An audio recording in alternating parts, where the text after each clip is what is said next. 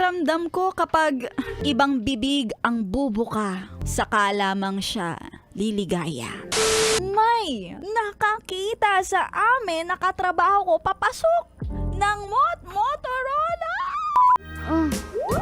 MILF, my intimate love and fantasies.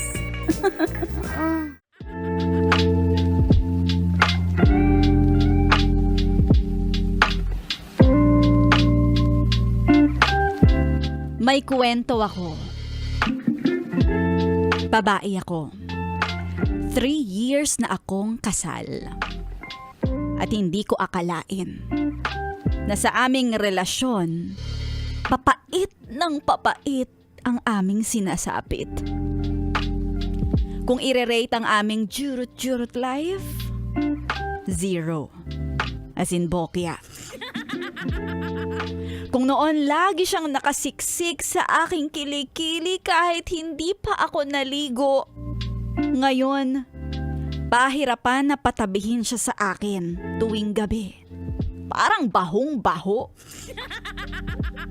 Ayaw niyang dumikit o mga labit. Dahil puputak na naman ako ng puputak, tak, tak, tak, tak, tak, tak, tak, tak, tak, tak. Kaya may ginawa ako na di ko pa nagagawa sa tanang buhay ko. Yung 2 linggo na hindi ako nagsalita. Ay, wow! Taray, challenge yan ah. Actually, yun nga ang act of love ko para sa kanya. Inaasikaso ko siya umaga hanggang gabi. Walang talak-talak.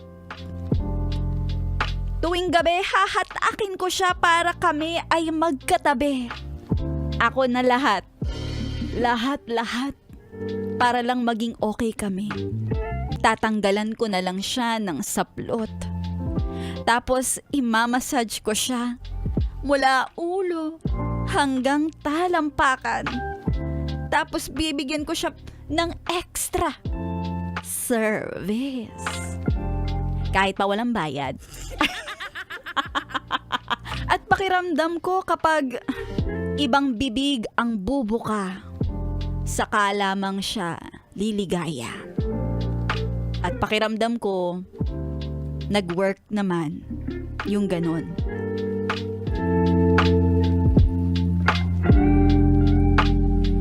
May kwento ako. Ako ay isang lalaki at single.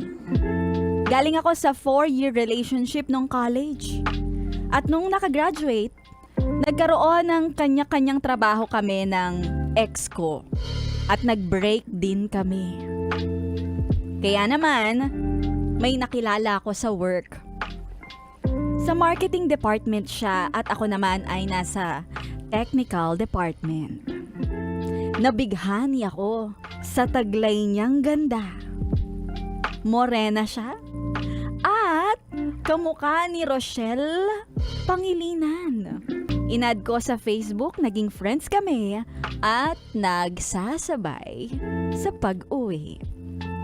Nilibre ko siya nung naregular ako sa trabaho. At nai-in love na naman si Gago. Nagkatuluyan kami. One time, nagpunta kami sa isang resto bar kumain at nag-inuman. Inabot na kami ng 2:00 ng madaling araw.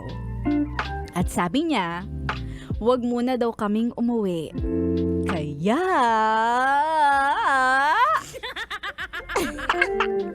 dinala ko siya sa... Motorola.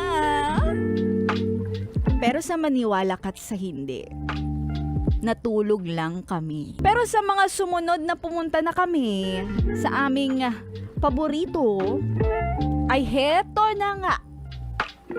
Patulog na kami. Nakayakap ako sa kanya, cuddle, bebe time, ganon lang. Biglang sinabi niya sa akin, pwede bang pakis? Sa suman mo? Ah! Ano bang ginagawa mo dito, ha? Sinasabi ko na nga ba eh. Solid yes friend ka talaga. Dahil nandito ka na rin lang, sige na, Mag-like at mag-comment ka na. Mag-subscribe ka na rin at i-click ang notification bell para mapasali ka sa mga kalokohan namin. Bawal na bawal mag-no dito!